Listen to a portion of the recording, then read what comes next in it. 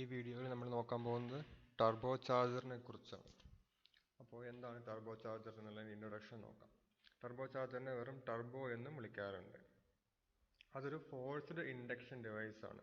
രണ്ട് തരത്തിലുള്ള എഞ്ചിൻ പഠിച്ചിട്ടുണ്ടായിരുന്നു. ഒന്ന് ഫോഴ്സ്ഡ് ഇൻഡക്ഷൻ അല്ലെങ്കിൽ നാച്ചുറൽ ഇൻഡക്ഷൻ അല്ലെങ്കിൽ നാച്ചുറലി ആസ്പിറേറ്റഡ് എഞ്ചിൻ എന്നും വിളിക്കാറുണ്ട്. അപ്പോൾ നാച്ചുറലി ആസ്പിറേറ്റഡ് എഞ്ചിൻ എന്ന് പറഞ്ഞാൽ എഞ്ചിൻ്റെ സക്ഷൻ, അതായത് പിസ്റ്റൺ താഴേക്ക് പോകുമ്പോൾ ഉണ്ടാകുന്ന സക്ഷൻ കാരണം എയർ ഉള്ളിലേക്ക് കയറി വരുന്നത്. ഫോഴ്സ്ഡ് ഇൻഡക്ഷൻ എന്ന് പറയുകയാണെങ്കിൽ പുറത്തു നിന്ന് വേറൊരു ഡിവൈസ് ഉപയോഗിച്ചിട്ട് എയറിനെ കംപ്രസ് ചെയ്ത് കയറ്റി വിടുന്നത്, സിലിണ്ടറിനുള്ളിലേക്ക് കയറ്റി വിടുന്നതിനെ. അപ്പോൾ ഈ ഡിവൈസ്, അതായത് ടർബോ ചാർജർ എന്ന് പറയുന്നത് ഫോഴ്സ്ഡ് ഇൻഡക്ഷൻ എഞ്ചിനുകളിൽ ഉപയോഗിക്കുന്ന ആ ഡിവൈസാണ്. അതെന്താണ് ഉപയോഗിക്കുന്നത്? IC എഞ്ചിൻ്റെ എഫിഷ്യൻസിയും പവർ ഔട്ട്പുട്ടും ഒക്കെ ഇൻക്രീസ് ചെയ്യാനാണ്. എങ്ങനെ ഇൻക്രീസ് ചെയ്യും? എക്സ്ട്രാ കംപ്രസ്ഡ് എയർ കമ്പഷൻ ചേമ്പറിലേക്ക് കടത്തി വിട്ടുകൊണ്ട്. അപ്പോൾ എക്സ്ട്രാ കംപ്രസ്ഡ് എയറിനെ കമ്പഷൻ ചേമ്പറിൽ കടത്തി വിട്ടുകൊണ്ട് IC എഞ്ചിൻ്റെ എഫിഷ്യൻസിയും പവർ ഔട്ട്പുട്ടും ഇൻക്രീസ് ചെയ്യുന്ന ഒരു ഡിവൈസാണ് എന്ത്? ടർബോ ചാർജർ എന്ന് പറയുന്നത്. ടർബോ ചാർജർ എന്ത് ചെയ്യും? സിലിണ്ടറിനുള്ളിലേക്ക് കയറിപ്പോകുന്ന എയറിൻ്റെ വോളിയം ഇൻക്രീസ് ചെയ്യും, അതായത് വ്യാപ്തം കൂട്ടും. അങ്ങനെ വോളിയം കൂടുകയാണെങ്കിൽ അതിനുള്ളിൽ അടങ്ങിയിരിക്കുന്ന ഓക്സിജന്റെ അളവും കൂടുതലായിരിക്കും. ഓക്സിജന്റെ അളവ് കൂടുതലാണെങ്കിൽ അത്രയും കൂടുതൽ ഫ്യൂവലിനെ നമുക്ക് എന്ത് ചെയ്യാം? ബേൺ ചെയ്യിക്കാൻ പറ്റും. അപ്പോൾ രണ്ട് ഗുണങ്ങളുണ്ടായിരിക്കും. ഒന്ന് എന്താണ്? ആ സിലിണ്ടറിനുള്ളിലുള്ള എല്ലാ ഫ്യൂവലിനെയും ബേൺ ചെയ്യിക്കാം. അപ്പോൾ നമുക്ക് എന്തുണ്ടാവും? എഫിഷ്യൻസി കൂടുതൽ കിട്ടും. അതുപോലെ തന്നെ കൂടുതലായിട്ട് എയർ ചെല്ലുകയാണെങ്കിൽ നമുക്ക് എന്ത് ചെയ്യാം? കൂടുതൽ ഫ്യൂവലിനെയും സപ്ലൈ ചെയ്യാൻ പറ്റും. അപ്പോൾ നമുക്ക് പവർ ഔട്ട്പുട്ടും കൂടുതലായിട്ട് ഉണ്ടാക്കാൻ സാധിക്കും. അപ്പോൾ പവർ ഔട്ട്പുട്ടും കൂടും, എഫിഷ്യൻസിയും കൂടാൻ സാധിക്കുന്നുണ്ട്. ഈ ടർബോ ചാർജർ ഡ്രൈവ് ചെയ്യുന്നത് ആരാണ്? ഡ്രൈവ് ചെയ്യുന്നത് എക്സോസ്റ്റ് ഗ്യാസ് ഉപയോഗിച്ചിട്ടാണ്. ഒരു ടർബൈൻ ഉണ്ടായിരിക്കും. ടർബോ ചാർജർ എന്ന പേരിൽ രണ്ടെണ്ണം ഉണ്ട്. ടർബോ ചാർജർ, ടർബോ എന്ന് പറയുന്നത് ടർബൈനെ കാണിക്കുന്ന ഭാഗമാണ്. ടർബൈൻ എന്ത് ചെയ്യുന്നു? റൊട്ടേറ്റ് ചെയ്യും. ടർബൈൻ റൊട്ടേറ്റ് ചെയ്യിക്കുന്നത് ഒരു എക്സോസ്റ്റ് ഗ്യാസ് ആണ്. എക്സോസ്റ്റ് ഗ്യാസ്, അതായത് എക്സോസ്റ്റ് മാനിഫോൾഡിൽ നിന്ന് വരുന്ന എക്സോസ്റ്റ് ഗ്യാസിനെ പുറത്തേക്ക് വിടുന്നതിന് മുമ്പ് ഈ ടർബോ ചാർജറിലൂടെയാണ് കടത്തിവിടുക. ടർബോ ചാർജറിലൂടെ കടത്തിവിടുമ്പോൾ ഒരു ടർബൈൻ റൊട്ടേറ്റ് ചെയ്യും. ആ ടർബൈൻ ആണ് എന്ത് ചെയ്യുന്നത്? ഈ ടർബോ ചാർജർ വർക്ക് ചെയ്യിപ്പിക്കുന്നത്. ടർബോ ചാർജറിനെയും പണ്ട് ആദ്യകാലങ്ങളിലൊക്കെ സൂപ്പർ ചാർജർ എന്ന പേര് മാത്രമേ ഉണ്ടായിരുന്നുള്ളൂ. പക്ഷേ ഇപ്പോൾ ടർബോ ചാർജർ എന്ന് പറഞ്ഞാൽ എക്സോസ്റ്റ് ഗ്യാസ് ഉപയോഗിച്ച് വർക്ക് ചെയ്യുന്നതിന്, സൂപ്പർ ചാർജർ എന്ന് പറയുകയാണെങ്കിൽ ഇപ്പോൾ പറയുന്നത് ക്രാങ്ക് ഷാഫ്റ്റിൽ നിന്ന് മെക്കാനിക്കലായി ഡ്രൈവ് ചെയ്യുന്നതിനെ മാത്രമേ ഇപ്പോൾ സൂപ്പർ ചാർജർ എന്ന് വിളിക്കാറുള്ളൂ. സൂപ്പർ ചാർജർ എന്ന് പറഞ്ഞാൽ ക്രാങ്ക് ഷാഫ്റ്റിലെ പവർ ഉപയോഗിച്ച് വർക്ക് ചെയ്യും. ടർബോ ചാർജർ എന്ന് പറഞ്ഞാൽ എക്സോസ്റ്റ് ഗ്യാസിന്റെ പ്രഷർ ഉപയോഗിച്ച് വർക്ക് ചെയ്യും. അപ്പോൾ ഈ ടർബോ ചാർജർ വെച്ച് കഴിഞ്ഞാൽ ആ എഞ്ചിന്റെ പവർ ടു വെയിറ്റ് റേഷ്യോ കൂടും. അതായത് സാധാരണ ഒരു എഞ്ചിനും ടർബോ ചാർജർ എഞ്ചിനും വെക്കുകയാണെങ്കിൽ ഒരേ വെയിറ്റിൽ പവർ എങ്ങനെയായിരിക്കും കൂടുതൽ വരിക? ടർബോ ചാർജർ എഞ്ചിന് പവർ ഔട്ട്പുട്ട് കൂടുതലായിരിക്കും. അപ്പോൾ പവർ ടു വെയിറ്റ് റേഷ്യോ, പവറിനെ വെയിറ്റ് കൊണ്ട് ഡിവൈഡ് ചെയ്ത് കഴിഞ്ഞാൽ കിട്ടുന്ന ആ വാല്യൂ ആണ് പവർ ടു വെയിറ്റ് റേഷ്യോ. അപ്പോൾ സെയിം എഞ്ചിനിൽ ടർബോ ചാർജർ വെച്ച് കഴിഞ്ഞാൽ ഉണ്ടായിരുന്ന പവർ നേരത്തേനേക്കാൾ കൂടുതലായിരിക്കും. അപ്പോൾ ആ റേഷ്യോയും കൂടുതലായിരിക്കും. ഇനി നമുക്ക് ടർബോ ചാർജറിന്റെ ഒബ്ജക്റ്റീവ് എന്താണ്, അല്ലെങ്കിൽ പ്രിൻസിപ്പിൾസ് എന്താണെന്ന് നോക്കാം. ഈ ടർബോ ചാർജറിന്റെ ഒബ്ജക്റ്റീവ് എന്ന് പറയുന്നത് ഒരേ ഒരു കാര്യമാണ്, ആ എഞ്ചിന്റെ വോളിമെട്രിക് എഫിഷ്യൻസി ഇൻക്രീസ് ചെയ്യുക. അതിന്റെ പ്രധാനപ്പെട്ട ഫംഗ്ഷൻ എന്ന് പറയുന്നത് ആ എഞ്ചിന്റെ വോളിമെട്രിക് എഫിഷ്യൻസി കൂട്ടുക എന്നുള്ളതാണ്. വോളിമെട്രിക് എഫിഷ്യൻസി എന്താണ്, അതെങ്ങനെയാണ് കണ്ടുപിടിക്കുക എന്നുള്ളതെല്ലാം നമ്മൾ ഒന്നാമത്തെ ചാപ്റ്ററിൽ വിശദമായിട്ട് പഠിച്ചിട്ടുണ്ട്. ആ ഭാഗം റെഫർ ചെയ്യാം. ഈ ടർബോ ചാർജറിൽ രണ്ട് ഭാഗമുണ്ട്, ടർബൈൻ അല്ലെങ്കിൽ കംപ്രസർ. ടർബൈനും കംപ്രസറും ഉണ്ട്. കംപ്രസർ എന്ന ഭാഗം എന്ത് ചെയ്യും? അറ്റ്മോസ്ഫിയറിക് എയറിനെ, അതായത് അറ്റ്മോസ്ഫിയറിക് പ്രഷറിലുള്ള അറ്റ്മോസ്ഫിയറിക് എയറിനെ, ചുറ്റുമുള്ള എയറിനെ വലിച്ചെടുക്കുകയും അതിനെ കംപ്രസ് ചെയ്തതിന് ശേഷം പ്രഷർ ഇൻക്രീസ് ചെയ്ത് ഇൻടേക്ക് മാനിഫോൾഡിലേക്ക് കയറ്റി വിടുകയും ചെയ്യുന്നു. അപ്പോൾ ഇങ്ങനെ പ്രഷർ ഇൻക്രീസ് ചെയ്യുമ്പോൾ എന്ത് ചെയ്യും? കൂടെ ഡെൻസിറ്റിയും ഇൻക്രീസ് ചെയ്യും. ഡെൻസിറ്റി എന്നത് സാന്ദ്രതയാണ്. വെയിറ്റ് ബൈ വോളിയം ആണ് സാന്ദ്രത അല്ലെങ്കിൽ ഡെൻസിറ്റിയുടെ ഇക്വേഷൻ. കനം ഡിവൈഡഡ് ബൈ അതിൻ്റെ വ്യാപ്തം. അപ്പോൾ ഇങ്ങനെ ഡെൻസിറ്റി ഇൻക്രീസ് ചെയ്യുമ്പോൾ സെയിം വോളിയം, അതായത് കൃത്യമായ അളവ്, ലിറ്ററിലാണ് നമ്മൾ വോളിയം പറയാം. ഒരു ലിറ്ററിൽ 1 കിലോ എയർ ഉണ്ടായിരുന്നു എന്നിരിക്കട്ടെ. ഞാൻ ഒരു എക്സാമ്പിൾ പറയുകയാണ്. 1 ലിറ്റർ എയറിൽ 1 കിലോഗ്രാം കനം ഉണ്ടായിരുന്നു. 1 ലിറ്റർ എയറിന്റെ കനം 1 കിലോഗ്രാം ആയിരുന്നെങ്കിൽ നമ്മൾ പ്രഷർ ഇൻക്രീസ് ചെയ്ത് സാന്ദ്രത കൂടിക്കഴിഞ്ഞാൽ 1 ലിറ്റർ എയറിന്റെ കനം 1.5 കിലോ അല്ലെങ്കിൽ 2 കിലോ ആയി മാറും. അപ്പോൾ 2 കിലോ ആകുമ്പോൾ അതിൻ്റെ ഉള്ളിലുള്ള ഓക്സിജന്റെ അളവ് അതിനനുസരിച്ച് കൂടുകയാണ്. ഓക്സിജന്റെ അളവ് കൂടുമ്പോൾ എന്ത് ചെയ്യും? ഓക്സിജൻ ആണല്ലോ കത്താൻ സഹായിക്കുന്ന വാതകം. കത്താൻ സഹായിക്കുന്ന വാതകം ഉള്ളത് കൊണ്ട് മാക്സിമം ഫ്യൂവലിനെ നമുക്ക് ബേൺ ചെയ്യിക്കാൻ പറ്റും. ഇനി നമ്മൾ നോക്കാൻ പോകുന്ന ഒരു ടേം ആണ് ബൂസ്റ്റ്. അപ്പോൾ എന്താണ് ബൂസ്റ്റ് എന്ന് നോക്കാം. സാധാരണ ഒരു എൻജിൻ വർക്ക് ചെയ്യുന്നത് അറ്റ്മോസ്ഫിയറിക് പ്രഷറിലാണ്. Atmospheric pressure at sea level എടുക്കാം നമ്മളൊരു സ്റ്റാൻഡേർഡ് ആയിട്ട്. ടർബോ ചാർജർ വെച്ച് കഴിഞ്ഞാൽ ഈ അറ്റ്മോസ്ഫിയറിക് പ്രഷർ അറ്റ് സീ ലെവലിനേക്കാൾ എത്രത്തോളം പ്രഷർ കൂടി എന്നതിനെയാണ് ബൂസ്റ്റ് എന്ന് വിളിക്കുന്നത്. സാധാരണ ഒരു എൻജിനിൽ ഉണ്ടാകുന്നത് അറ്റ്മോസ്ഫിയറിക് പ്രഷറാണ്. ടർബോ ചാർജർ ഉപയോഗിച്ചപ്പോൾ ആ അറ്റ്മോസ്ഫിയറിക് പ്രഷറിനേക്കാൾ എത്രത്തോളം പ്രഷർ ഇൻക്രീസ് ആയി എന്നതിനെയാണ് ബൂസ്റ്റ് എന്ന് വിളിക്കുന്നത്. ആ ബൂസ്റ്റ് നമ്മൾ പ്രഷർ ഗേജ് ഉപയോഗിച്ച് അളന്ന് നോക്കാം. അങ്ങനെ അളക്കുമ്പോൾ അതിനെ നമുക്ക് ബാറിലോ PSI കിലോ പാസ്കലിലോ എല്ലാം അളന്ന് നമുക്ക് കിട്ടാൻ പറ്റും. എക്സാമ്പിൾ പറയുകയാണെങ്കിൽ 1 കിലോ പാസ്കലിലാണ് വർക്ക് ചെയ്യുന്നത് എന്നിരിക്കട്ടെ engine, normal engine. Turbo charger വെച്ചപ്പോൾ അത് 10 കിലോ പാസ്കൽ ആയെങ്കിൽ അതിൻ്റെ ബൂസ്റ്റ് എന്ന് പറയുന്നത് 10 ആണ്. അത്രേ അതുകൊണ്ട് ഉദ്ദേശിക്കുന്നുള്ളൂ. ഒരു ടർബോ ചാർജറിൻ്റെ പ്രധാനപ്പെട്ട ഭാഗങ്ങൾ നമുക്ക് നോക്കുകയാണെങ്കിൽ ഈ കാണുന്നത് എൻജിനാണ്.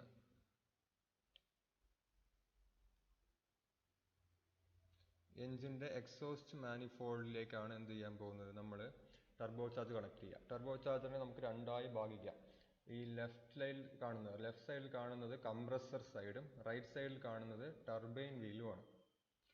ഇവിടെ കംപ്രസർ, ഇവിടെ ടർബൈൻ. രണ്ടിൻ്റെ ഉള്ളിൽ ഒരു റോട്ടർ ഉണ്ടായിരിക്കും, ഓരോ റോട്ടർ. ഇതിന് കംപ്രസറിൻ്റെ വീല്, ഇത് ടർബൈൻ്റെ വീല്. ഈ രണ്ടിനെയും കണക്ട് ചെയ്തുകൊണ്ട് ഒരു ഷാഫ്റ്റ് ഉണ്ട്. അതായത് ടർബൈൻ കറങ്ങുമ്പോൾ കൂടെ തന്നെ എന്തും കറങ്ങുന്നുണ്ടായിരിക്കും, കംപ്രസറും കറങ്ങും. അപ്പോൾ ടർബൈൻ്റെ സൈഡിലേക്കാണ് എന്ത് ചെയ്യുക, എക്സോസ്റ്റ് ഗ്യാസ് വരുന്നത്. സെൻറ്ററിലൂടെ പുറത്തേക്ക് പോകും. അതുപോലെ കംപ്രസർ നോക്കുകയാണെങ്കിൽ കംപ്രസറിൻ്റെ സെൻറ്ററിലൂടെയാണ് ആംബിയൻ്റ് എയർ, അതായത് അറ്റ്മോസ്ഫിയറിക് എയർ കയറി വരിക. സൈഡിലൂടെ അത് പുറത്തേക്ക് പോകും. കംപ്രസ് ആയതിനു ശേഷം പുറത്തേക്ക് വരും. അങ്ങനെ പുറത്തേക്ക് വരുന്ന എയർ കുറച്ച് ചൂടുണ്ടായിരിക്കും. എയർ കംപ്രസ് ആയി കഴിഞ്ഞാൽ ചൂടാവും, അത് നമുക്ക് അറിയാമായിരിക്കുമല്ലോ. കംപ്രസ് ആയി കഴിഞ്ഞാൽ എന്താണെങ്കിലും അത് ചൂടാവും. ആ ചൂടായ എയർ അങ്ങനെ എഞ്ചിനിലേക്ക് കടത്തി വിടാൻ പാടില്ല, കാരണം പല പ്രശ്നങ്ങളും ഉണ്ടാവും. അങ്ങനെ കടന്നു വിടാതിരിക്കാൻ വേണ്ടിയിട്ട് നമ്മളൊരു ഇന്റർകൂളർ എന്ന് പറയുന്ന ഭാഗം വെക്കാറുണ്ട്. ഒരു എയർ കൂളറാണ് ഇത്. റേഡിയേറ്ററിന്റെ ഫ്രണ്ടിലായിട്ടുണ്ടാവും. അതായത് ടർബോ ചാർജറുള്ള വാഹനമാണെങ്കിൽ അത് റേഡിയേറ്ററിന്റെ ഫ്രണ്ടിൽ ഈ ചെറിയൊരു റേഡിയേറ്റർ പോലെ തന്നെയാണ് ഉണ്ടായിരിക്കുക. വെള്ളത്തിന് പകരം തണുപ്പിക്കാൻ പോകുന്ന എയറിനെയാണെന്ന് മാത്രം. അങ്ങനെ ആ ഇന്റർകൂളറിലൂടെ കടന്നു പോയതിനു ശേഷമാണ് അത് എന്ത് ചെയ്യുക, ഇൻലെറ്റ് മാനിഫോൾഡിലേക്ക് എത്തും. അത് സിലിണ്ടറിനുള്ളിലേക്ക് പോവുകയും ചെയ്യും. അപ്പോൾ പ്രധാനപ്പെട്ട ഭാഗങ്ങൾ എന്ന് പറയുകയാണെങ്കിൽ ഒരു കംപ്രസർ സൈഡ്, ഒരു ടർബൈൻ സൈഡ്. ടർബൈൻ്റെ സൈഡിലേക്കാണ് എക്സോസ്റ്റ് മാനിഫോൾഡ് വരുന്നത്. സെൻറ്ററിലൂടെ പുറത്തേക്ക് പോകും. കണ്ട ഒരു പമ്പ് പോലെ ഉണ്ടാകും, നമ്മുടെ വീട്ടിലൊക്കെ വെള്ളം ഒടിക്കുന്ന പമ്പ് പോലെയാണ് ഉണ്ടാവുക. ടർബൈൻ്റെ ഉള്ളിൽ ഒരു ടർബൈൻ വീലുണ്ട്, കംപ്രസറിൻ്റെ ഉള്ളിലൊരു കംപ്രസറിൻ്റെ വീലുണ്ട്. ടർബൈൻ ഉണ്ടാക്കിയിരിക്കുന്നത് മിക്കവാറും കാസ്റ്റ് അയൺ ഉപയോഗിച്ചാണ്. അതിൻ്റെ കാരണം എന്താണെന്ന് വെച്ച് കഴിഞ്ഞാൽ ഇവിടെ വരുന്നത് ചൂടുള്ള എക്സോസ്റ്റ് ഗ്യാസ് ആണ്. ചൂടുള്ള എക്സോസ്റ്റ് ഗ്യാസിനെ താങ്ങണമെങ്കിൽ കുറച്ച് കട്ടി കൂടിയ അല്ലെങ്കിൽ ഹൈ ഹീറ്റ് റെസിസ്റ്റൻ്റ് ആയിട്ടുള്ള മെറ്റീരിയൽ വേണം. അതുകൊണ്ട് അവിടെ നമ്മൾ കാസ്റ്റ് അയൺ ആണ് ഉപയോഗിക്കുക. അതേസമയം കംപ്രസറിൻ്റെ സൈഡ് ഉണ്ടാക്കിയിരിക്കുന്നത് അലുമിനിയം അലോയ് ഉപയോഗിച്ചിട്ടായിരിക്കും. കാരണം അവിടെ വരാൻ പോകുന്നത് അറ്റ്മോസ്ഫിയറിക് എയർ ആണ്.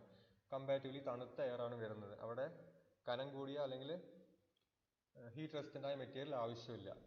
അപ്പോൾ ഈ രണ്ട് മെറ്റീരിയലിനെയും കണക്ട് ചെയ്തുകൊണ്ട് ഒരു ഷാഫ്റ്റ് ഉണ്ടായിരിക്കും. ആ ഷാഫ്റ്റിനെ ലൂബ്രിക്കേറ്റ് ചെയ്യാൻ വേണ്ടിയിട്ട് ഒരു ഓയിൽ ഇൻലെറ്റ് ഉണ്ടായിരിക്കും. അത് വളരെ പ്രധാനപ്പെട്ട ഭാഗമാണ്. കാരണം ഇത് ഹൈ സ്പീഡിലാണ് വർക്ക് ചെയ്യുക. ആ ഹൈ സ്പീഡിൽ വർക്ക് ചെയ്യുമ്പോൾ കറക്റ്റായി ലൂബ്രിക്കേഷൻ സംഭവിച്ചില്ലെങ്കിൽ കംപ്ലൈൻ്റ് ആവും. ഇവിടെ വേസ്റ്റ് ഗേറ്റ് എന്ന് പറയുന്ന ഒരു മെറ്റീരിയൽ വെച്ചിട്ടുണ്ട്. ഒരു വാൽവാണ്. ആ വാൽവിൻ്റെ ഉപയോഗം നമ്മൾ അത് കഴിഞ്ഞ് പറയാം. അപ്പോൾ സംഭവിക്കുന്നത് ഇത്രേ ഉള്ളൂ. വർക്കിംഗ് ശ്രദ്ധിക്കുക.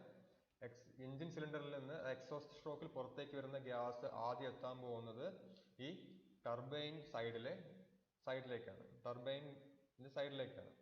അവിടെ നിന്ന് അത് ടർബൈൻ വീലിലൂടെ കടന്നു പോകുമ്പോൾ ടർബൈനെ റൊട്ടേറ്റ് ചെയ്യിച്ച് സെൻറ്ററിലൂടെ ഗ്യാസ് പുറത്തേക്ക് പോകും. അപ്പോൾ ടർബൈൻ റൊട്ടേറ്റ് ചെയ്യും. ആ റൊട്ടേറ്റ് ചെയ്യുന്ന ടർബൈൻ സെയിം ഷാഫ്റ്റ് ഇരിക്കുന്ന കംപ്രസർ വീലിനെ റൊട്ടേറ്റ് ചെയ്യും. കംപ്രസർ റൊട്ടേറ്റ് ചെയ്ത് കഴിഞ്ഞാൽ പുറത്തുനിന്ന് എയറിനെ വലിച്ചെടുക്കും. ആ വലിച്ച എയറിനെ കംപ്രസ് ചെയ്തതിന് ശേഷം അത് പുറത്തേക്ക് തള്ളും. അപ്പോൾ ഇങ്ങോട്ട് വരുന്നത് എയർ വളരെ ക്ലീൻ ആയിരിക്കണം. അല്ലെങ്കിൽ ഈ സാധനം വളരെ ഹൈ സ്പീഡ് റൊട്ടേറ്റ് ചെയ്യാന്ന് പറഞ്ഞു. ഈ വീൽ റൊട്ടേറ്റ് ചെയ്യുന്നത് ഹൈ സ്പീഡിലാണ്. വളരെ ക്ലിയറൻസ് കുറഞ്ഞ ഒരു പാർട്ടാണ്, അല്ലെങ്കിൽ പ്രിസിഷൻ കൂടിയ ഒരു ഭാഗമാണ്. അതുകൊണ്ട് തന്നെ പൊടിപടലങ്ങളൊന്നും ഉണ്ടാകാൻ പാടില്ല. ഉണ്ടെങ്കിൽ അത് ആ ബ്ലേഡ് കംപ്ലൈൻ്റ് ആവും. ഇതുപോലെ ഈ വീൽ എന്ന് പറയുന്ന ഒരു റോട്ടറാണ്. ആ റോട്ടർ ഒരുമാതിരി ബ്ലേഡുകൾ ഉപയോഗിച്ച് ഉണ്ടാക്കിയിട്ടുണ്ടാവുക. ആ ബ്ലേഡുകളെല്ലാം പൊട്ടിപ്പോകും, അത് കംപ്ലൈൻ്റ് ആവും. അതുകൊണ്ട് തന്നെ അതായത് നല്ല രീതിയിൽ ക്ലീൻ ചെയ്ത എയർ മാത്രമേ ഇങ്ങോട്ട് കടത്തി വിടാൻ പറ്റുകയുള്ളൂ. അപ്പോൾ കംപ്രസ് ചെയ്തു. കംപ്രസർ എന്ത് ചെയ്തു, കംപ്രസ് ചെയ്യുമ്പോൾ പ്രഷർ ഇൻക്രീസ് ചെയ്യും. പ്രഷർ ഇൻക്രീസ് ചെയ്യുന്നതിൻ്റെ കൂടെ തന്നെ ടെമ്പറേച്ചറും ഇൻക്രീസ് ആവും. ആ ഇൻക്രീസ് ആയ ടെമ്പറേച്ചർ നേരെ എഞ്ചിനിലേക്ക് കടത്തി വിട്ട് കഴിഞ്ഞാൽ എഞ്ചിന് പല പ്രശ്നങ്ങളും ഉണ്ടായിരിക്കും. നോക്കിങ്, പ്രീഗ്നിഷൻ ഒക്കെ സംഭവിക്കാം. വോളിമെട്രിക് എഫിഷ്യൻസി കുറയാനും സാധ്യതയുണ്ട്. അങ്ങനെ കുറയാതിരിക്കാൻ വേണ്ടിയിട്ട് നമ്മളൊരു ഇന്റർ കൂളർ അല്ലെങ്കിൽ എയർ കൂളർ ഉപയോഗിച്ച് ആ എയറിനെ എന്ത് ചെയ്യും, തണുപ്പിച്ചതിന് ശേഷം മാത്രമേ എന്ത് ചെയ്യുള്ളൂ, ഇൻലെറ്റ് മാനിഫോൾഡ് വഴി സിലിണ്ടറിലേക്ക് കയറ്റി വിടുകയും ചെയ്യുന്നുള്ളൂ. ഇതാണ് ടർബോ ചാർജറിന്റെ വർക്കിംഗ്. ഇതൊരു ടർബോ ചാർജറിന്റെ ക്രോസ് സെക്ഷൻ ആണ് കാണിച്ചിരിക്കുന്നത്. രണ്ട് കളറായിട്ട് തന്നെ കാണാൻ പറ്റുന്നുണ്ട്. ഈ ഇടത് ഭാഗത്ത് കാണുന്നത് ബ്ലാക്ക് കളറിൽ കാണുന്നത് കാസ്റ്റ് ആണ്, വലത് ഭാഗത്ത് സിൽവർ കളറിൽ കാണുന്നത് അലുമിനിയം അലോയും ആണ്. അതുകൊണ്ട് തന്നെ ഇത് ഏത് ഭാഗം ഏതാണെന്ന് നമുക്ക് വ്യക്തമായിട്ട് മനസ്സിലാക്കാം. ഈ ഇടത് ഭാഗത്ത് കാണുന്നത് ടർബൈൻ ആണ്, കാരണം അവിടെ കാസ്റ്റ് അയൺ ഉപയോഗിച്ചിരിക്കുന്നു. ഈ വലത് ഭാഗത്ത് കാണുന്നത് അലുമിനിയം ആയതുകൊണ്ട് തന്നെ അത് കംപ്രസർ സൈഡാണ്. ഈ ഉള്ളിൽ കാണുന്നതാണ് അതിന്റെ റോട്ടർ അല്ലെങ്കിൽ വീൽ എന്ന് പറയും, കംപ്രസർ വീല്. ഇത് ടർബൈൻ വീല്, ഇത് കംപ്രസർ വീല്. രണ്ടിനെ കണക്ട് ചെയ്തുകൊണ്ടൊരു സിംഗിൾ ഷാഫ്റ്റ് സെന്ററിൽ കാണുന്നുണ്ട്. ഇത് അതിനെ ലൂബ്രിക്കേറ്റ് ചെയ്യാൻ വേണ്ടിയിട്ടുള്ള ഭാഗങ്ങളാണ്. ഇതിന് അതിന്റെ കേസിംഗ്, കംപ്രസറിന്റെ കേസിംഗ്, ഇത് ടർബൈന്റെ കേസിംഗ്, കംപ്രസറിന്റെ കേസിംഗ്. പ്രധാനപ്പെട്ട ഭാഗങ്ങൾ ഇത്രേ ഉള്ളൂ. ഇത് turbine casing, turbine wheel, central shaft, lubricating mechanism, compressor wheel, കംപ്രസറിന്റെ കേസിംഗ്. ഈ കാണുന്നതാണ് ഈ ബ്ലേഡ് എന്ന് ഉദ്ദേശിക്കുന്നത്.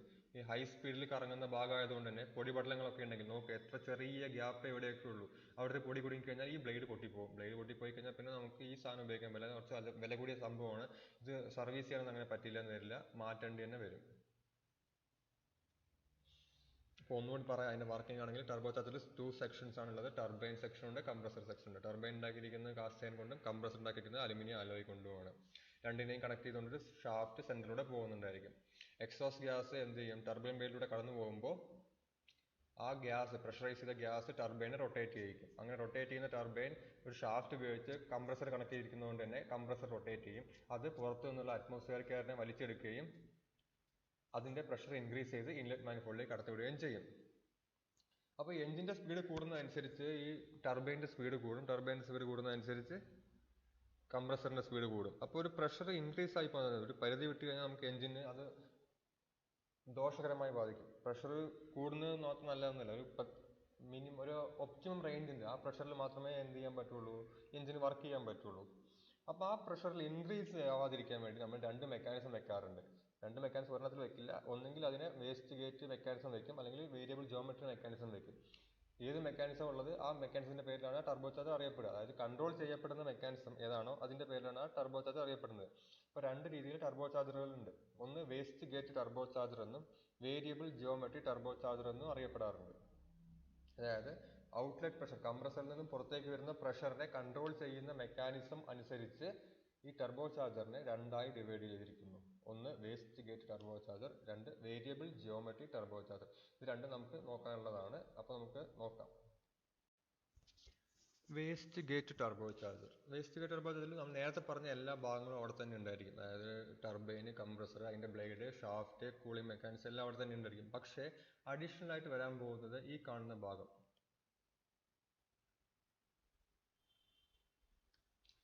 ഈ കാണുന്നത് എന്താണ്, ടർബൈൻ വീലാണ്. ഇത് പുറത്തേക്ക് വരുന്ന വഴിയാണ്. അതായത് എക്സോസ്റ്റ് ഗ്യാസ് പുറത്തേക്ക് അറ്റ്മോസ്ഫിയറിലേക്ക് റിലീസ് ആവാൻ പോകുന്ന വഴിയാണ് ഈ കാണുന്നത്. ഈ കാണുന്ന ടർബൈൻ വീൽ, അതിന്റെ ബ്ലേഡൊക്കെ കാണുന്നുണ്ട്. അതിന്റെ സൈഡിലായിട്ട് ഈ കാണുന്നതാണ് വേസ്റ്റ് ഗേറ്റ് എന്നറിയപ്പെടുന്ന ഭാഗം. വേസ്റ്റ് ഗേറ്റ് എന്താ ചെയ്യുക, കംപ്രസറിന്റെ സൈഡിൽ പ്രഷർ ഇൻക്രീസ് ആകുമ്പോൾ അവിടെ ഒരു ഡയഫ്രം വെച്ചിട്ടുണ്ടായിരിക്കും. ആ ഡയഫ്രം ഒരു ലിവർ മൂവ് ചെയ്യിക്കും. ആ ലിവർ എന്താ ചെയ്യുക, ഈ വാൽവിനെ ഓപ്പൺ ചെയ്യിക്കും. ഇതൊരു വാൽവാണ്. ഈ വാൽവ് ഓപ്പൺ ചെയ്ത് കഴിഞ്ഞാൽ പിന്നെ ഇവിടെ ഈ സൈഡിൽ നിന്നാണ് എന്ത് വരാൻ പോകുന്നത്, ഗ്യാസ് വരുന്നത്. അറിയാമല്ലോ, ടർബൈനിലെ സൈഡിൽ നിന്നാണ് ഗ്യാസ് വരിക. ആ ഗ്യാസ് ഇങ്ങോട്ട് വന്ന് ഇത് ഈ വഴിയാണ് എന്ത് ചെയ്യാൻ പോകുന്നത്, ഇവിടേക്ക് എത്തുന്നത്, ടർബൈൻ വീലിലേക്ക് എത്തുക. പക്ഷെ ടർബൈൻ വീൽ എത്തുന്നതിന് മുമ്പ് ഈ വാൽവ് തുറന്ന് വിട്ട് കഴിഞ്ഞാൽ ആ ഗ്യാസ് വീലിൽ എത്തുന്നതിന് മുമ്പ് തന്നെ പുറത്തേക്ക് പോകും. അപ്പോൾ വീല് കറങ്ങില്ല. വീല് കറങ്ങിയില്ലെങ്കിൽ സ്പീഡ് റെഡ്യൂസ് ആവും. സ്പീഡ് റെഡ്യൂസ് ആയി കഴിഞ്ഞാൽ കംപ്രസറിന്റെ പ്രഷർ കുറയും. കംപ്രസറിന്റെ പ്രഷർ കുറഞ്ഞു കഴിഞ്ഞാൽ ആ ഡയഫ്രം വീണ്ടും ഈ വാൽവിനെ ക്ലോസ് ചെയ്യും.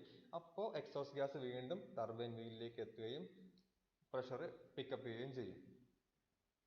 അതായത് ടർബൈൻ എന്ന് ഉദ്ദേശിക്കുന്നത് വർക്ക് ചെയ്യുന്നത് എക്സോസ്റ്റ് ഗ്യാസ് ഉപയോഗിച്ചിട്ടാണ്.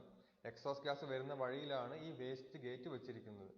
എന്തെങ്കിലും കാരണങ്ങൾ കൊണ്ട് കംപ്രസർ സൈഡിലെ പ്രഷർ ഇൻക്രീസ് ആവുകയാണെങ്കിൽ അവിടെയുള്ള ഒരു ഡയഫ്രം മെക്കാനിസം എന്ത് ചെയ്യും, ഈ വാൽവിനെ, ഈ വേസ്റ്റ് ഗേറ്റിനെ ഓപ്പൺ ചെയ്യുകയും എക്സോസ്റ്റ് ഗ്യാസിനെ ടർബൈൻ എത്തുന്നതിന് മുമ്പ് തന്നെ പുറത്തേക്ക് കടത്തിവിടുകയും ചെയ്യും. അങ്ങനെ വരുമ്പോൾ ടർബൈന്റെ സ്പീഡ് കുറയും. ടർബൈൻ സ്പീഡ് കുറഞ്ഞു കഴിഞ്ഞാൽ കംപ്രസറിൻ്റെ സ്പീഡ് കുറയും. കംപ്രസറിൻ്റെ സ്പീഡ് കുറഞ്ഞു കഴിഞ്ഞാൽ പ്രഷർ റെഡ്യൂസ് ആകും. അടുത്ത ഒരു ടൈപ്പാണ് variable geometry turbo charger. Variable geometry turbo ചാർജറിൻ്റെ ചിത്രമാണ് ഇവിടെ കൊടുത്തിരിക്കുന്നത്.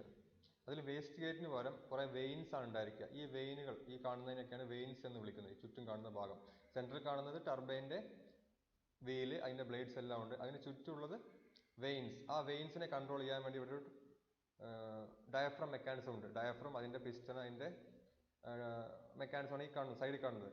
ഈ പിസ്റ്റൺ അല്ലെങ്കിൽ ഈ റോഡ് മൂവ് ചെയ്യുന്നതനുസരിച്ച് ഈ വെയിൻസ് എല്ലാം റൊട്ടേറ്റ് ചെയ്യിക്കാം, അങ്ങോട്ടും ഇങ്ങോട്ടും മൂവ് ചെയ്യിക്കാം.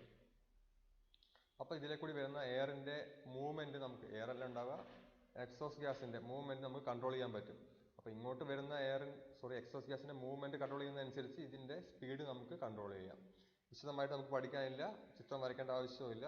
വിശദമായിട്ട് അറിയണമെന്നുണ്ടെങ്കിൽ നമുക്ക് ക്ലാസ് തുടങ്ങിയതിന് ശേഷം കാണിച്ചു തരാം.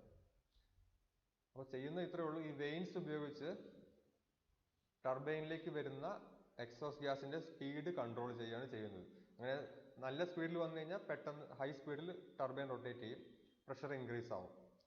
സ്പീഡ് കുറവായിട്ടാണ് വരുന്നതെങ്കിൽ ടർബൈൻ്റെ കറക്കവും കുറവായിരിക്കും, അപ്പോൾ പ്രഷർ കുറയും. കൺട്രോൾ ചെയ്യാൻ വേണ്ടി ഒരു ഡയഫ്രം മെക്കാനിസം സൈഡിലുണ്ട്. ഈ വെയിൻസിനെ സിംഗിളായിട്ട് എല്ലാത്തിനും ഒരുമിച്ചാണ് ഇത് കൺട്രോൾ ചെയ്യുക. ഇതാണ് രണ്ട് ടൈപ്പ് ടർബോ ചാർജർ എന്ന് പറയുന്നത്. ഇനി നമുക്ക് അറിയേണ്ട ഒരു ഭാഗമാണ് ഇന്റർകൂളർ. അത് ഈ ചിത്രത്തിൽ കാണിച്ചിരിക്കുന്ന ഭാഗമാണ്. ഇന്റർകൂളർ എന്ന് പറഞ്ഞു കഴിഞ്ഞാൽ എഞ്ചിൻ്റെയും കംപ്രസറിൻ്റെയും ഇടയിൽ ഇരിക്കുന്ന ഒരു ഭാഗമാണ്. ഇന്റർകൂളർ എന്താണ് ചെയ്യുന്നത്? ഇന്റർകൂളർ എന്ന് പറയുന്നത് കംപ്രസറിൽ നിന്നും പുറത്തേക്ക് വരുന്ന എയറിൻ്റെ ടെമ്പറേച്ചർ കുറയ്ക്കാൻ വേണ്ടിയിട്ടുള്ളതാണ്. അപ്പോൾ എന്തിനാണ് ടെമ്പറേച്ചർ കുറയ്ക്കുന്നത് നോക്കാം. ടെമ്പറേച്ചറും പ്രഷറും എന്ന് പറയുന്നത് ഒരുപോലെ ആയിരിക്കും. നോക്കിയിട്ടുണ്ട്, ടെമ്പറേച്ചർ കൂടിയാൽ പ്രഷർ കൂടും, ടെമ്പറേച്ചർ കുറഞ്ഞാൽ പ്രഷർ കുറയും, പ്രഷർ കൂടിയാൽ ടെമ്പറേച്ചർ കൂടും. ഒരുമിച്ച് വർക്ക് ചെയ്യുക, ഡയറക്ട്ലി പ്രൊപ്പോർഷണലാണ്. അതുകൊണ്ട് തന്നെ നമ്മൾ പ്രഷർ ഇൻക്രീസ് ചെയ്തു, കംപ്രസ് ചെയ്യുന്ന പ്രഷർ ഇൻക്രീസ് ചെയ്യാണ്, അതിൻ്റെ കൂടെ തന്നെ ടെമ്പറേച്ചറും എന്ത് ചെയ്യും, ഇൻക്രീസ് ആവും. ഈ ടെമ്പറേച്ചർ ഇൻക്രീസ് ആയ സാധനം അങ്ങനെ നമ്മൾ എഞ്ചിനിലേക്ക് കടത്തി വിട്ട് കഴിഞ്ഞാൽ പിന്നെ എഞ്ചിൻ കംപ്രസ് ചെയ്യാൻ എന്ത് ചെയ്യും, എക്സ്ട്രാ എഞ്ചിൻ കംപ്രസ് ചെയ്യണമല്ലോ. നമ്മൾ ഈ എയറിനെ കടത്തി വിടാൻ പോകുന്നത് ഇൻടേക്ക് സ്ട്രോക്കിൽ കംപ്രസ് ചെയ്ത എയറാണ് ഉള്ളിൽ കയറി പോകുന്നതെന്ന് ഇരിക്കട്ടെ, ഹൈ കംപ്രസ് ചെയ്ത എയർ. അതിന് ടെമ്പറേച്ചർ കൂടുകയാണെങ്കിൽ എന്ത് ചെയ്യും, അത് അവിടെ കിടന്ന് എക്സ്പാൻഡ് ചെയ്യും, ഈ സിലിണ്ടറിനുള്ളിൽ കിടന്ന് എക്സ്പാൻഡ് ചെയ്യും. പിന്നെ അടുത്ത സ്ട്രോക്കിൽ പിസ്റ്റൺ മുകളിലേക്ക് കയറി വരണം, അതായത് കംപ്രഷൻ സ്ട്രോക്കിൽ എക്സ്ട്രാ ലോഡ് എടുക്കേണ്ടി വരും ഈ കൂടിയ ടെമ്പറേച്ചറിലുള്ള ഗ്യാസിനെ കംപ്രസ് ചെയ്യാൻ വേണ്ടിയിട്ട്. അപ്പോൾ എഞ്ചിന് ലോഡ് കൂടുതലായിട്ട് വരും. അത് ഒന്നാമത്തെ കാര്യം. പിന്നെ ഇങ്ങനെ അടുത്തൊരു കാര്യം എന്ന് പറയുന്നത്, ഈ പോകുന്ന ഹൈ ടെമ്പറേച്ചറിലുള്ള എയർ ആണ് ഉള്ളിലേക്ക് വരുന്നത്, എഞ്ചിനുള്ളിലേക്ക് ഇരിക്കുന്നത് ഇരിക്കട്ടെ, കംപ്രഷൻ നടന്നു, ഹൈ ലോഡിലാണെങ്കിലും കംപ്രഷൻ നടക്കും, എന്തായാലും കംപ്രസ് ചെയ്യാതിരിക്കില്ല. അപ്പോൾ പിന്നെയും ടെമ്പറേച്ചർ ഇൻക്രീസ് ആവും. പിന്നെയും ടെമ്പറേച്ചർ ഇൻക്രീസ് ആകുമ്പോൾ എന്ത് ചെയ്യാൻ സംഭവിക്കേണ്ടത്, ഈ നോക്കിങ്ങിനെല്ലാം സാധ്യത കൂടുതലാണ്, നോക്കിങ് സംഭവിക്കാൻ സാധ്യതയുണ്ട്. കാരണം ഓൾറെഡി ഹൈ ടെമ്പറേച്ചറാണ്, ഫ്യുവൽ കൊടുക്കുന്നതിനുള്ളിൽ തന്നെ പെട്ടെന്ന് തന്നെ എല്ലാം കത്തി തീർന്ന് ആകെ കംപ്ലൈൻ്റ് ആവാൻ സാധ്യതയുണ്ട്. അത് രണ്ടാമത്തെ കാര്യം. മൂന്നാമത്തെ കാര്യം, അതിൻ്റെ വോളിമെട്രിക് എഫിഷ്യൻസി റെഡ്യൂസ് ആവും. കാരണം കംപ്രസറിൽ നിന്നും പുറത്തേക്ക് വരുന്നത് ഹൈ ടെമ്പറേച്ചറിലായിരിക്കും. ആ ഹൈ ടെമ്പറേച്ചർ എന്ന് പറഞ്ഞു കഴിഞ്ഞാൽ എക്സ്പാൻഡ് ചെയ്യാനുള്ള കാത്തിരിക്കായിരിക്കും. ഒഴിഞ്ഞൊരു ഭാഗം കിട്ടിക്കഴിഞ്ഞാൽ പിന്നെ എന്ത് ചെയ്യും, അവിടെ കിടന്ന് എക്സ്പാൻഡ് ചെയ്യും. എക്സ്പാൻഡ് ചെയ്ത് കഴിഞ്ഞാൽ പ്രഷർ പിന്നെ റെഡ്യൂസ് ആവും, നമ്മൾ ചെയ്തതൊക്കെ വെറുതെ ആവും. അപ്പോൾ എക്സ്പാൻഡ് ചെയ്യാതിരിക്കാൻ വേണ്ടിയിട്ട് നമ്മൾ എന്ത് ചെയ്യണം, ടെമ്പറേച്ചർ കുറയ്ക്കണം. അപ്പോൾ അതെല്ലാം ചെയ്യാൻ വേണ്ടിയിട്ട് നമ്മൾ എന്ത് ചെയ്യും, കംപ്രസറിൽ നിന്നും പുറത്തേക്ക് വരുന്ന ഹൈ ടെമ്പറേച്ചർ എയറിനെ നമ്മളൊരു എയർ കൂളർ അല്ലെങ്കിൽ ഇന്റർകൂളർ വഴി കടത്തിവിടും. ഇന്റർകൂളർ ഫിക്സ് ചെയ്തിട്ടുണ്ടെങ്കിൽ സാധാരണയായി റേഡിയേറ്ററിന്റെ മുൻഭാഗത്ത് തന്നെയാണ്, എയർ വന്നടിക്കുന്ന ഭാഗത്ത്. അങ്ങനെ എയർ ഈ ചെറിയ പൈപ്പുകളിലൂടെയൊക്കെ കംപ്രസ്ഡ് എയർ കടന്നു പോകും. പുറത്തുനിന്ന് തണുത്ത എയർ വന്നിങ്ങനെ അടിക്കുമ്പോൾ എന്ത് ചെയ്യും, ഉള്ളിൽ കൂടി പോകുന്ന കംപ്രസ്ഡ് എയറിന്റെ ചൂട് മൊത്തം അറ്റ്മോസ്ഫിയർക്ക് എയർ വലിച്ചെടുക്കുകയും തണുത്ത എയർ എഞ്ചിനുള്ളിലേക്ക് പോവുകയും ചെയ്യും. അതാണ് ഇന്റർകൂളറിന്റെ ഉപയോഗം. ഇനി നമുക്ക് രണ്ട് ടേം പഠിക്കാനുണ്ട്, turbo charger lag and boost threshold. അതായത് നമുക്ക് ബൂസ്റ്റ് ത്രെഷോൾഡ് എന്താണെന്ന് നോക്കാം. നമുക്കൊരു ആദ്യം ആലോചിച്ച് നോക്കാം, എല്ലാ സ്പീഡിലും കംപ്രസറിന് വർക്ക് ചെയ്യാൻ പറ്റില്ല. കംപ്രസർ വർക്ക് ചെയ്യണമെങ്കിൽ ഒരു മിനിമം സ്പീഡ് വേണം. ആ മിനിമം സ്പീഡ് ഇല്ലെങ്കിൽ പുറത്തുനിന്ന് എയറിനെ വലിക്കാൻ കംപ്രസറിന് പറ്റില്ല. ഒരു മിനിമം സ്പീഡ് ഉണ്ടെങ്കിൽ മാത്രമേ ഒരു കംപ്രസറിന് വർക്ക് ചെയ്യാൻ പറ്റുള്ളൂ. ആ മിനിമം സ്പീഡിനെ വിളിക്കുന്ന പേരാണ് ബൂസ്റ്റ് ത്രെഷോൾഡ്. അതിൽ താഴെ ഏറ്റവും കുറഞ്ഞ പ്രഷർ RPM, കംപ്രസറിന്റെ ഏറ്റവും താഴ്ന്ന RPM, വർക്ക് ചെയ്യാൻ പറ്റുന്ന ഏറ്റവും താഴ്ന്ന RPM-നെയാണ് ബൂസ്റ്റ് ത്രെഷോൾഡ് എന്ന് വിളിക്കുന്നത്. ഒന്നുകൂടി പറയാം, എങ്ങനെ വർക്ക് ചെയ്യുന്ന അറിയാലോ. ടർബൈൻ കറങ്ങും, ടർബൈൻ കറങ്ങുമ്പോൾ കംപ്രസർ കറങ്ങും. അപ്പോൾ കംപ്രസറിന് കറങ്ങണമെങ്കിൽ ഒരു മിനിമം സ്പീഡ് എങ്കിലും വേണം. ആ മിനിമം സ്പീഡിനെ ബൂസ്റ്റ് ത്രെഷോൾഡ് എന്ന് വിളിക്കുന്നു. അത്ര അറിഞ്ഞാൽ മതി. അപ്പോൾ എന്തുകൊണ്ടാണ് സ്പീഡ് കുറയുന്നത് നോക്കാം. ബൂസ്റ്റ് ത്രെഷോൾഡ് എന്ന് പറഞ്ഞാൽ കംപ്രസറിന് വർക്ക് ചെയ്യാൻ പറ്റുന്ന ഏറ്റവും കുറഞ്ഞ RPM, അതായത് റൊട്ടേഷൻസ് പെർ മിനിറ്റിനെ എന്ത് വിളിക്കും? ബൂസ്റ്റ് ത്രെഷോൾഡ് എന്ന് വിളിക്കും. അത് മനസ്സിലാക്കിയതിനു ശേഷം നമുക്ക് ടർബോ ചാർജർ ലാഗിലേക്ക് പോകും. ടർബോ ലാഗ് എന്ന് വിളിക്കാറുണ്ട്. ടർബോ ലാഗ് എന്ന് പറയുകയാണെങ്കിൽ നമ്മളിപ്പോൾ ടർബോ ചാർജർ വെച്ച എഞ്ചിൻ വണ്ടി സ്റ്റാർട്ട് ചെയ്ത ഉടനെ തന്നെ ടർബോ ചാർജർ എന്ത് ചെയ്യില്ല, എക്സ്ട്രാ പവർ അല്ലെങ്കിൽ എക്സ്ട്രാ എയർ പ്രഷർ സപ്ലൈ ചെയ്യാൻ പറ്റില്ല. കുറച്ച് സമയം എടുക്കും. ആ സമയത്തിനെയാണ് എന്ത് വിളിക്കുന്നത്? ലാഗ് എന്ന് വിളിക്കുന്നത്. കുറച്ച് വൈകിട്ടാണല്ലോ വരുന്നത്. വണ്ടി സ്റ്റാർട്ട് ചെയ്ത ഉടനെ തന്നെ എന്ത് ചെയ്യില്ല, ടർബോ ചാർജർ വർക്ക് ചെയ്യുന്നില്ല. ആ വർക്ക് ചെയ്യാതിരിക്കുന്ന ആ സമയത്തിന്, ആ വൈകലിനെ എന്ത് വിളിക്കും? ടർബോ ചാർജർ ലാഗ് എന്ന് വിളിക്കും. ഒന്നുകൂടി വായിച്ചു നോക്കാം. It is the time required to change the power output in response to throttle change. Throttle change കൊടുത്തതിന് ശേഷം, വണ്ടി സ്റ്റാർട്ട് ചെയ്യുമ്പോൾ മാത്രമല്ല ത്രോട്ടിൽ ചേഞ്ച് ചെയ്യുമ്പോഴും ഇത് സംഭവിക്കാറുണ്ട്.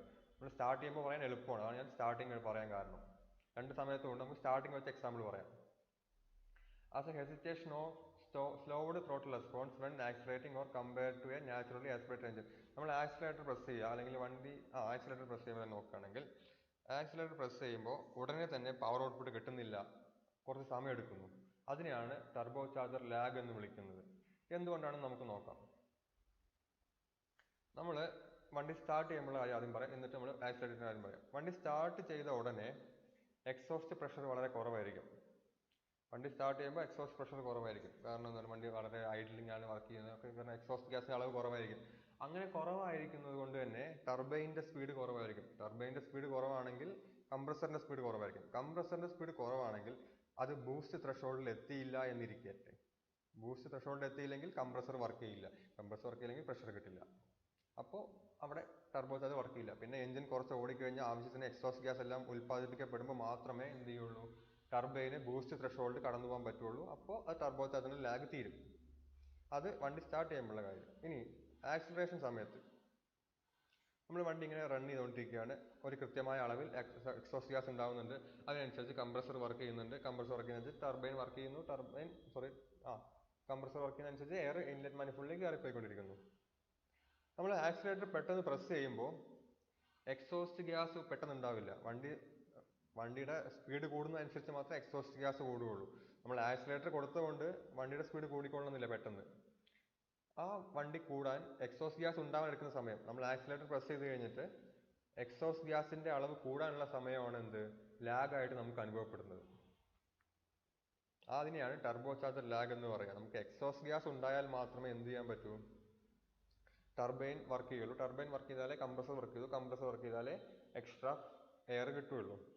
പെട്ടെന്നുള്ള ആക്സിലേറ്റർ കൊടുത്തു കഴിഞ്ഞാൽ അപ്പം തന്നെ എന്ത് ചെയ്യില്ല, എക്സോസ്റ്റ് ഗ്യാസിന്റെ അളവ് ഇൻക്രീസ് ആവില്ല. ആ ഇൻക്രീസ് ആവാൻ എടുക്കുന്ന സമയത്തിനെയാണ് ടർബോ ചാർജർ ലാഗ് എന്ന് വിളിക്കുന്നത്. അത് ടർബോ ചാർജറിൽ മാത്രമേ ഉണ്ടാവുള്ളൂ. സൂപ്പർ ചാർജറിൽ അത് ഉണ്ടായിരിക്കില്ല. കാരണം എന്താണ്, സൂപ്പർ ചാർജർ വർക്ക് ചെയ്യുന്നത് എഞ്ചിന്റെ ഡയറക്റ്റ് പവർ ഉപയോഗിച്ചിട്ടാണ്. അപ്പോൾ എഞ്ചിന്റെ സ്പീഡ് പെട്ടെന്ന് കൂടിക്കഴിഞ്ഞാൽ അപ്പം തന്നെ എന്ത് കിട്ടും, അത് സൂപ്പർ ചാർജറിലേക്ക് കിട്ടും. അതുകൊണ്ട് തന്നെ ഈ ലാഗ് ടർബോ ചാർജറിൽ മാത്രമേ ഉണ്ടായിരിക്കുള്ളൂ, സൂപ്പർ ചാർജറിൽ ഉണ്ടായിരിക്കുന്നതല്ല. ഇതാണ് നമുക്ക് ടർബോ ചാർജറിനെ കുറിച്ച് പറയാനുള്ളത്. ടർബോ ചാർജറിന്റെ പ്രാക്ടിക്കൽ നമുക്ക് ക്ലാസ് തുടങ്ങാൻ പറ്റുമ്പോൾ ചെയ്യാം. ഇതിന് നോട്ട് എഴുതിയെടുക്കണം. ചെയ്യേണ്ട രീതി, ഹെഡിങ് ടർബോ ചാർജർ എന്നാണ്. ഇൻട്രൊഡക്ഷൻ ഹെഡിങ് കൊടുക്കുക, ഈ നോട്ട്സ് എഴുതിയെടുക്കുക. പ്രിൻസിപ്പൽ ഹെഡിങ് കൊടുക്കുക, ഈ നോട്ട്സ് എഴുതിയെടുക്കുക. ഈ ചിത്രം വരച്ചെടുക്കണം. വർക്കിംഗ് ഹെഡിങ് കൊടുത്തതിന് ശേഷം ഈ ചിത്രം വരച്ചെടുക്കുക.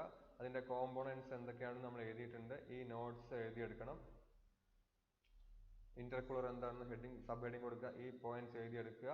അതിന്റെ ബേസിക് ടേംസ് ആണ് turbo charger, lag, boost threshold. അതിനുശേഷം രണ്ട് ടൈപ്പ് ടർബോ ചാർജറുകളുണ്ട്. ഒന്ന് വേസ്റ്റ് ഗേറ്റ് ടർബോ ചാർജർ, ചിത്രമൊന്നും വരയ്ക്കാനില്ല, ഈ പോയിന്റ്സ് എഴുതിയെടുക്കുക. വേരിയബിൾ ജിയോമെട്രി ടർബോ ചാർജർ എന്ന് ഹെഡിങ് കൊടുക്കുക, ഈ പോയിന്റ്സ് എഴുതിയെടുക്കുക. ഇത്രയാണ് നമുക്ക് ടർബോ ചാർജറിനെ പറ്റി പറയാനുള്ളത്.